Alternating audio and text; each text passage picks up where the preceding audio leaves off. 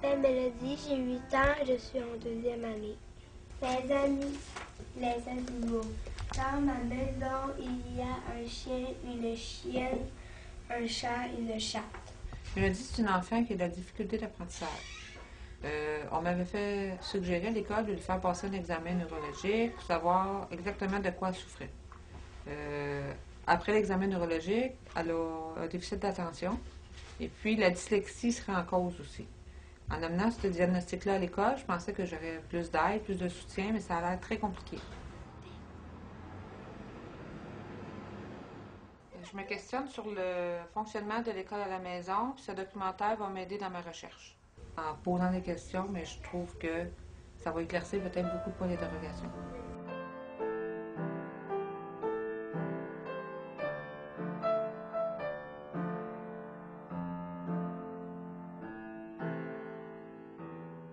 Sans quoi tu as de la difficulté à l'école? Mathématiques, des fois dans les mots, des fois à lire. Ah, ok.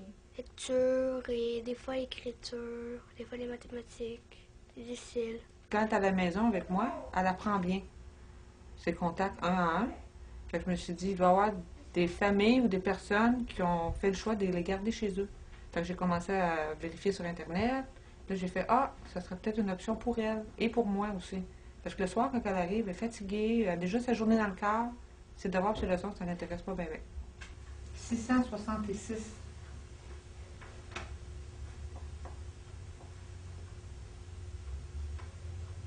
Ça, c'est 676. Moi, j'ai 666. Les élèves qui sont dyslexiques, ils ont tellement de la misère, puis ils doivent tellement travailler. Un élève qui est dyslexique doit travailler 2-3 fois plus qu'un autre élève au niveau de la surcharge de travail. C'est facile pour un élève comme ça de se décourager. Puis, il faut absolument que ces élèves-là aient un milieu où c'est possible pour eux d'être bons. Moi, ce qui me fait le plus peur, c'est le côté social. Parce que tout le monde n'arrête pas de me dire, même à l'école, oui, mais son côté social. Fait que là, moi, je leur ai dit, oui, mais le côté social à l'école, de la manière que les enseignants me rapportent les faits, elle n'a presque plus. Elle rejette des amis. Ceux avec qui elle aimerait se mettre en équipe ne veulent pas rien savoir d'elle. Dans le cours de récréation, c'est la même chose. Au lieu de jouer avec ses amis de sa classe, elle joue avec des amis qui ne savent pas qu'elle a de la difficulté d'apprentissage. Fait que c'est un cercle vicieux. Est-ce que tout le monde est gentil à l'école? Je sais pas. Comment ça? Je sais pas. Pas vraiment. Comment ça? Je peux pas répondre à ces questions-là.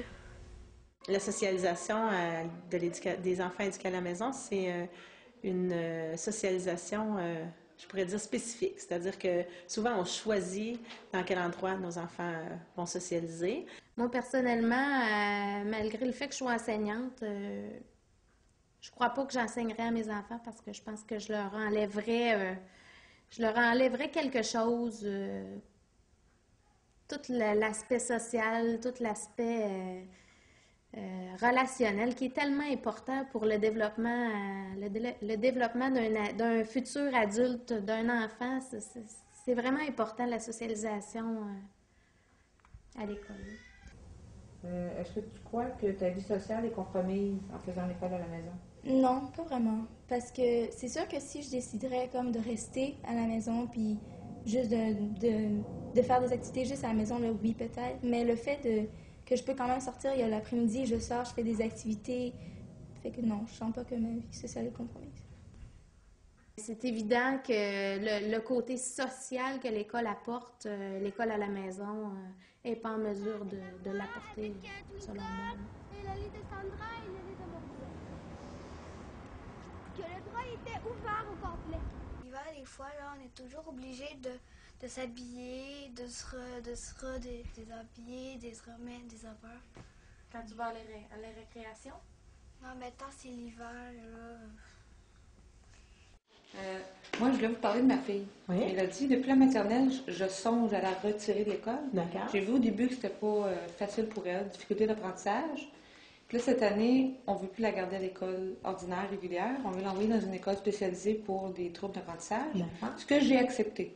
D'accord. Le transfert est supposé de se faire en septembre. D'accord. Là, je me demandais, est-ce que je peux, au moment où je vais décider, peut-être c'est bon pour elle, peut-être que ça va être bon pour elle, une école comme ça, mais si je décide de la retirer à n'importe quel moment, est-ce que j'ai le droit? Oui, vous pouvez retirer les enfants de l'école n'importe quand. La loi sur l'instruction publique dit qu'un enfant est dispensé de fréquenter l'école s'il reçoit à la maison une éducation équivalente à celle qui est offerte à l'école. L'équivalence, c'est pour un enfant en difficulté d'apprentissage, là. Absolument. OK? Alors, on ne va pas la comparer à l'équivalence d'un enfant qui n'aurait pas de difficulté, là. Je me demandais, vous êtes vu comment par les autres mères du quartier? La majorité des gens nous disent « Ah, wow, c'est le fun ». Je sais pas qu'est-ce qu'ils se disent entre eux. Les préjugés proviennent beaucoup du milieu scolaire. Alors, les commissions scolaires, les professeurs, les éducateurs. Que sans encadrer un seul élève, c'est beaucoup plus facile que d'en encadrer 30, mais ça peut-tu être étouffant, peut-être, de toujours être encadré par une seule personne?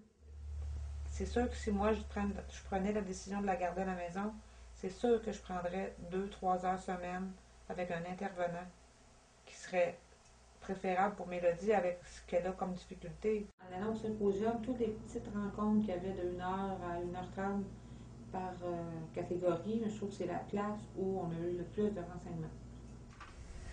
J'aime mieux que ma maman enceinte parce qu'il y a des fois, on entend du bruit dans les classes. Ça te déconcentre? Ouais, j'entends du bruit dans ma classe, ça me déconcentre. T'as besoin de beaucoup de concentration, toi? Ouais. Ouais.